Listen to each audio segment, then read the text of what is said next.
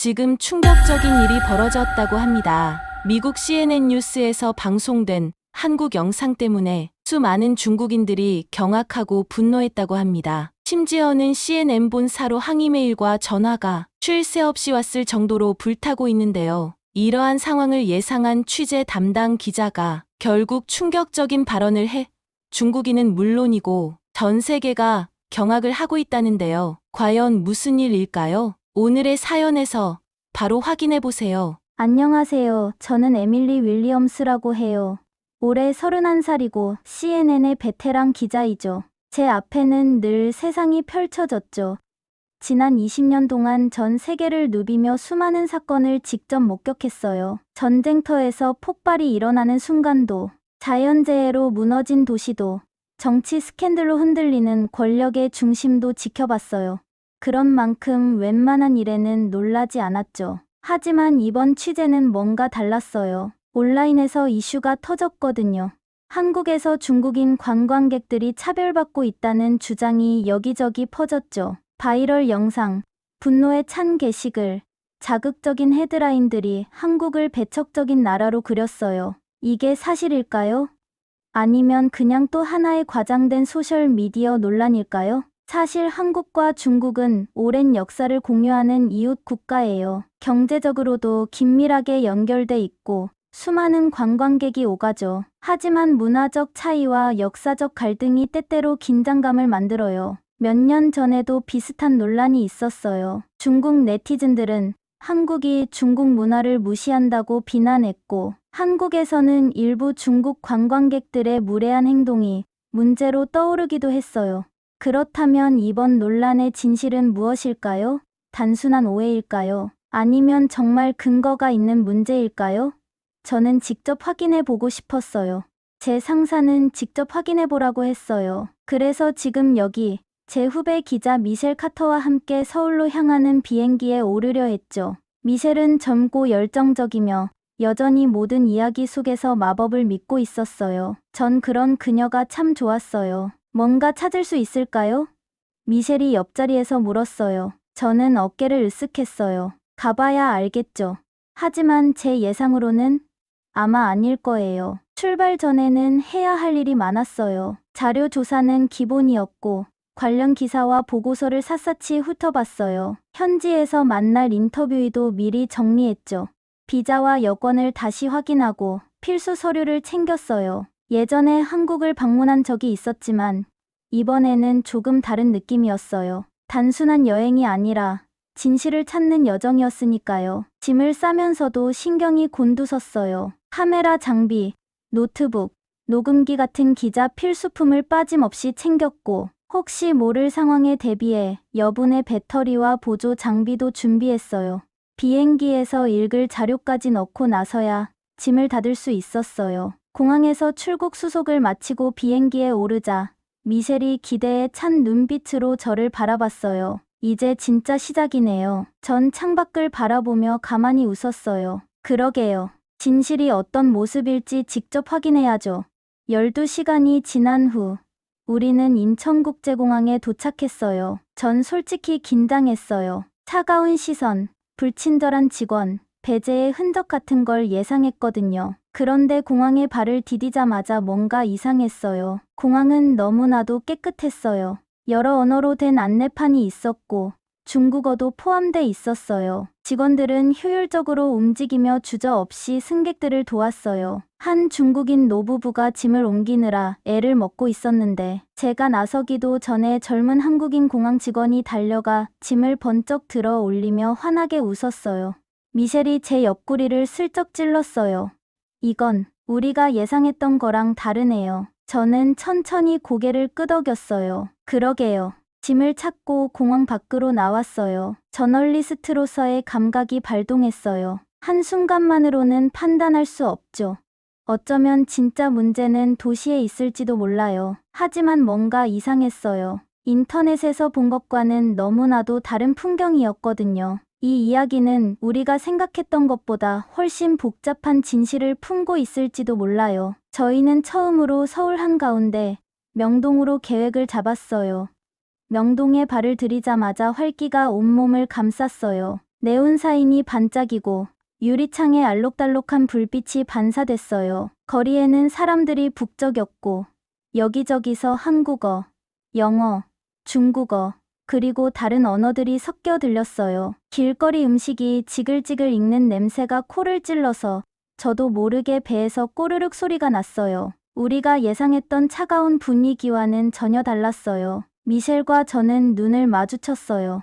외국인이 불편함을 느끼는 도시라고 했는데 이곳은 오히려 전 세계 사람들이 모인 듯한 느낌이었어요. 우리는 화장품 가게에서 한 점원이 중국인 손님을 응대하는 모습을 지켜봤어요. 놀랍게도 점원은 망설임 없이 한국어에서 유창한 중국어로 바꿔가며 제품의 효능을 설명했어요. 친절하게 미소를 지으며 샘플까지 건네고 가볍게 인사까지 했어요. 미셸이 미간을 찌푸리며 말했어요. 이게 전혀 적대적인 분위기가 아닌데요. 더 많은 걸 확인하고 싶어서 인터넷에서 논란이 됐던 한 식당을 찾아갔어요. 그곳은 중국인 손님을 거부했다는 영상이 퍼지면서 화제가 된 곳이었어요. 직접 확인해 보기로 했죠.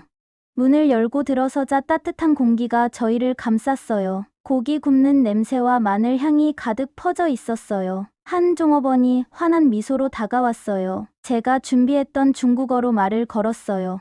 니하오, 메뉴 있어요? 그러자 종업원이 망설임 없이 중국어로 대답했어요. 네, 있습니다.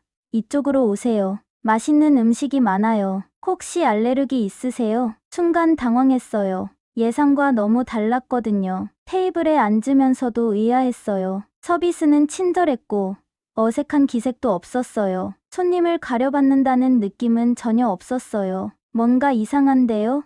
제가 속삭이며 젓가락을 들었어요. 비빔밥 한 입을 먹었는데 입안에서 다양한 맛이 퍼졌어요. 혹시 이 소문이 과장된 거 아닐까요? 미셸도 주변을 살펴봤어요. 옆 테이블에서는 일본인 관광객들이 음식 사진을 찍고 있었고 젊은 한국인 커플은 따뜻한 국을 먹으며 대화를 나누고 있었어요. 다른 테이블에서는 나이 지긋한 중국인 부부가 종업원과 함께 삼겹살을 어떻게 싸 먹는지 이야기하며 웃고 있었어요. 이거 생각했던 거랑 다르네요. 미셸이 조용히 말했어요. 긴장감이 있을 줄 알았는데 그냥 평범한 분위기잖아요. 저도 고개를 끄덕였어요. 더 알아봐야겠어요. 식당을 나서자 도시는 여전히 활기로 가득했어요. 우리가 믿고 있던 이야기와 눈앞에서 펼쳐지는 현실 사이에 균열이 생기는 것 같았어요. 어쩌면 우리는 소문을 확인하러 온 게 아니라 진짜 진실을 찾아야 하는지도 몰랐어요. 정말 긴 하루였어요. 몸이 완전히 녹초가 된 기분이었죠. 하루 종일 취재하느라 여기저기 뛰어다니고 사람들을 인터뷰하고 마감에 맞추느라 정신없이 바빴어요. 그래서 미셸과 함께 카페에 도착했을 때 따뜻한 음료 한 잔과 잠깐의 휴식이 절실했어요. 우리는 창가 자리에 앉아 조용히 커피를 마셨어요. 창밖으로는 여전히 활기찬 도시의 모습이 보였어요. 비에 젖은 도로 위로 네온사인이 반짝이고 사람들은 두꺼운 외투를 껴입고 바쁘게 걸어가고 있었죠. 여기저기서 들리는 웃음소리와 대화가 밤 공기 속에 섞여 흘러나왔어요. 저는 깊이 숨을 내쉬며 몸을 기대었어요. 커피를 다 마시고 시계를 확인했어요. 우리 이제 가야겠어요. 저는 자리에서 일어나며 말했어요. 미셸도 고개를 끄덕이며 가방을 챙겼죠.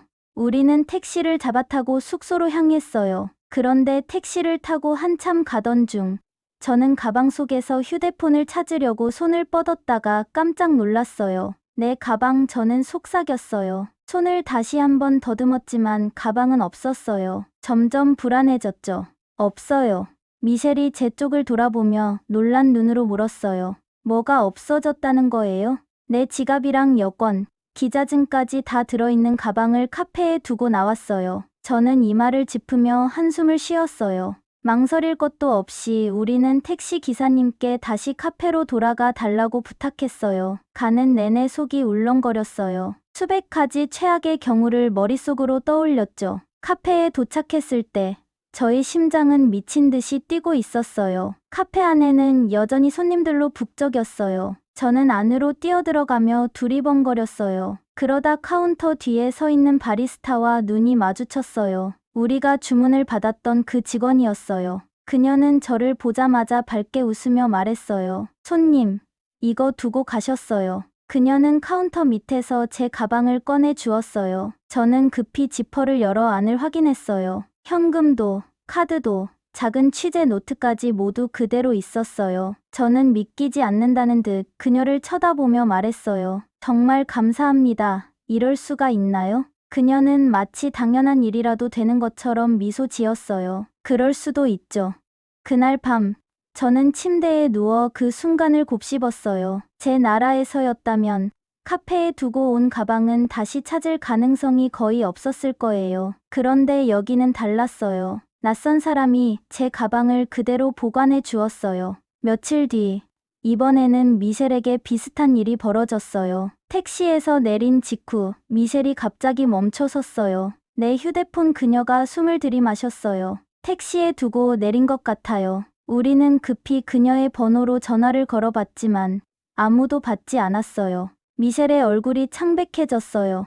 이제 끝났어요. 찾을 수 있을 리가 없죠. 그래도 혹시나 하는 마음에 근처 경찰서로 가보기로 했어요. 사실 별다른 기대는 없었어요. 경찰서에 도착하자 한 경찰관이 우리를 바라보며 물었어요. 혹시 휴대폰 찾으러 오셨어요? 미셸은 당황한 듯 눈을 깜빡였어요. 네.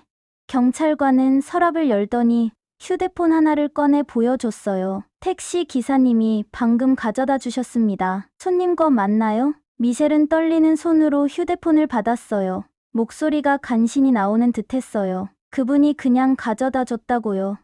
그냥 가질 수도 있었을 텐데요. 경찰관은 빙그레 웃으며 말했어요. 한국에서는 주운 물건을 돌려주는 게 당연한 일이죠. 저는 미셸을 바라봤어요. 그녀는 며칠 전 카페에서 제가 느꼈던 똑같은 놀라움을 눈에 담고 있었어요. 숙소로 돌아가는 길, 우리는 한동안 아무 말도 하지 않았어요. 그러다 미셸이 조용히 입을 열었어요.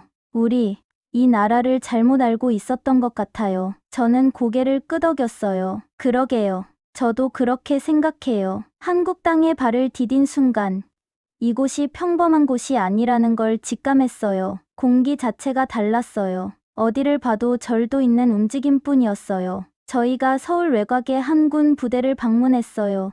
일정을 넉넉하게 잡아준 저희 상사는 한국에 있는 주한미군 취재를 하기 위해서였죠. 보인 건 완벽하게 맞춰진 대열, 숨소리마저 일정하게 조율된 듯한 군인들의 발걸음이었어요. 저는 나름대로 확신이 있었어요. 미국에서 출발하기 전에 동료들에게 이렇게 말했거든요. 한국군은 우리만큼 강하지 않아요. 너무 우리한테 의존하는 것 같아요. 그때만 해도 제가 뭘 잘못 알고 있었는지 몰랐어요. 첫날 훈련부터 완전히 생각이 바뀌었어요. 새벽부터 시작된 훈련에서 한국군은 단 한 치의 오차도 없이 움직였어요. 모든 행동이 칼같이 정확했고 그 누구도 시간을 낭비하지 않았어요. 팀워크는 완벽했고 훈련 강도는 상상 이상이었어요. 저도 최선을 다해서 따라갔지만 오전이 채 지나기도 전에 숨이 턱턱 막혔어요. 땀이 비 오듯 흐르고 숨이 가빠졌죠. 그런데 옆에 있던 한국군 병사는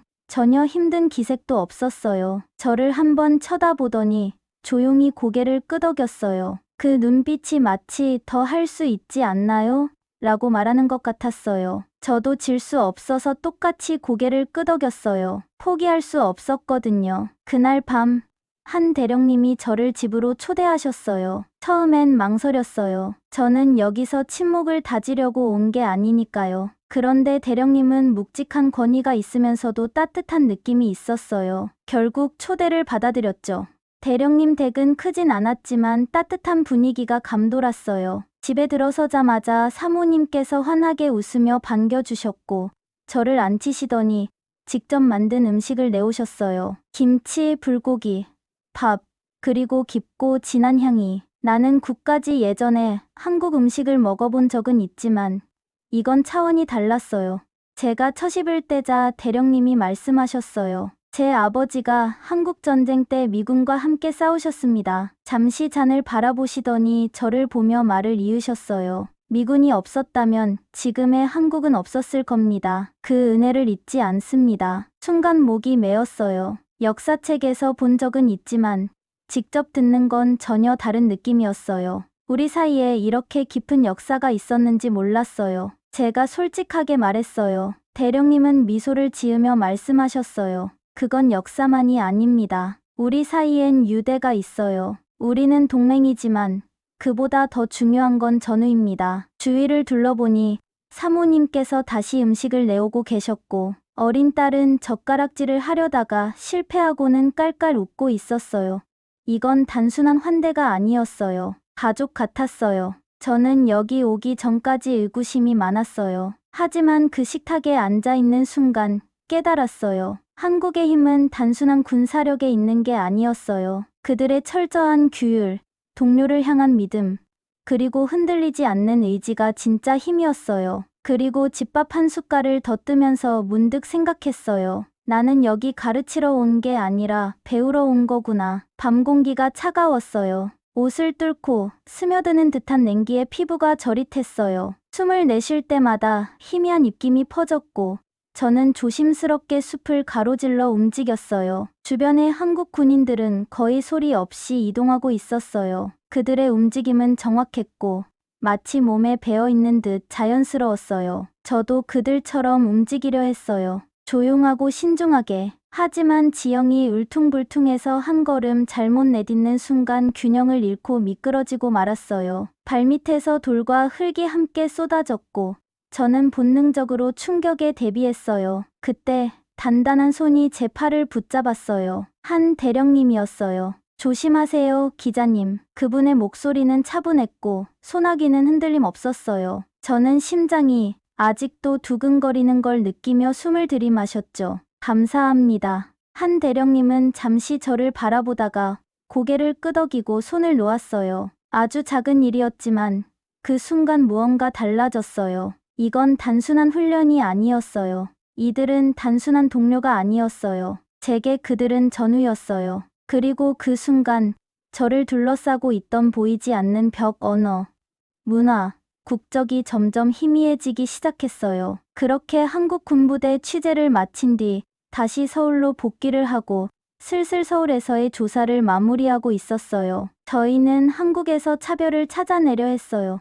하지만 발견한 건 전혀 다른 것이었어요. 마지막 날 저녁, 조용한 찻집에 들어섰어요. 구수한 보리차와 은은한 제스민 향이 가득했어요. 한 대학생이 영어 연습을 하고 싶다며 그들 옆에 앉았어요. 제가 몸을 앞으로 기울이며 직설적으로 물었어요. 한국 사람들은 중국인을 싫어하나요? 학생은 눈을 깜빡이더니 고개를 저었어요. 전혀요. 정치적인 문제로 긴장이 생기기도 하지만 보통 한국 사람들은 모두를 환영해요. 우리는 친절을 중요하게 생각해요. 미셸이 차를 한 모금 마시며 저를 바라봤어요. 이 말을 듣고 생각이 바뀌었나요? 저는 바로 대답하지 않았어요. 천천히 찻잔에서 피어오르는 김을 바라보며 지난 며칠 동안 있었던 일들을 떠올렸어요. 길을 알려주며 환하게 웃던 할머니, 원하는 물건을 찾을 때까지 도와주던 가게, 주인, 언제나 예의를 갖춰 대해준 낯선 사람들. 조용히 한숨을 내쉬며 말했어요. 바뀐 것 같네. 진실은 처음부터 눈앞에 있었어요. 단지 자신이 볼 준비가 안 되어 있었을 뿐이었어요. 그리고 지금 이 작은 찻집에서 마주한 진실을 더는 부정할 수 없었어요. 때로는 세상의 불의를 밝히는 것보다 내가 틀렸다는 걸 인정하는 게 더 큰 배움이 되기도 하잖아요. 그렇게 시간이 지나 미국으로 다시 복귀를 하고 그동안의 경험을 마무리하는 순간이 찾아왔죠. 거울 앞에 서서 블라우스를 매만졌어요. 손이 살짝 떨렸지만 마음을 다잡았어요. 오늘이 바로 그날이었어요. 방송이 준비됐고 카메라는 돌아가고 있었어요. 이제 수많은 사람들이 우리의 이야기를 듣게 될 거였어요. 미셸이 제 옆에서 책상에 손가락을 톡톡 두드리며 말했어요. 정말 이렇게 할 거예요? 목소리가 거의 속삭이듯 나왔어요. 저는 고개를 끄덕였어요. 해야죠. 우리가 직접 본 걸 부정할 순 없잖아요. 처음 한국에 도착했을 때 우리는 하나의 이야기를 가지고 왔어요. 우리가 여러 번 들어왔던 이야기였죠. 차별과 불공정한 대우에 대한 이야기였어요. 하지만 우리가 발견한 건 전혀 다른 것이었어요. 이제 선택해야 했어요. 기존의 이야기대로 갈 것인지 아니면 진실을 전할 것인지요. 미셸이 깊이 숨을 들이마셨다가 천천히 내쉬었어요. 좋아요. 제가 말했어요. 해보죠. 카메라에 빨간 불이 깜박였어요. 이제 생방송이 시작됐어요. 저는 어깨를 곧게 펴고 화면을 응시했어요. 우리는 이번 여정을 떠나면서 무엇을 보게 될지 이미 알고 있다고 생각했어요. 그녀가 말했어요. 하지만 우리가 틀렸어요. 유리창 너머 컨트롤룸이 조용해졌어요. 프로듀서들이 화면을 뚫어지게 바라보고 있었어요. 아무도 이런 말을 예상하지 못했던 거죠. 우리는 적대를 예상했어요. 제가 차분하게 말을 이어갔어요. 하지만 우리가 만난 건 따뜻함이었어요. 우리는 차별을 예상했어요. 하지만 우리가 본 건 정직함이었어요. 한국은 단순히 우리를 놀라게 한 게 아니었어요. 우리를 변화시켰어요. 미셸은 화면을 응시하며 가슴이 먹먹해졌어요. 그곳에서 경험했던 규율과 동료애가 너무나 그리웠어요. 원래라면 미국으로 돌아와서 편안함을 느껴야 하는데 오히려 불안했어요. 한국에서의 시간은 저에게 예상보다 훨씬 깊은 영향을 미쳤어요. 망설이지 않고 저는 이메일을 열고 한 대령님에게 짧은 메시지를 보냈어요. 한국으로 다시 방문하고 싶습니다. 가능할까요?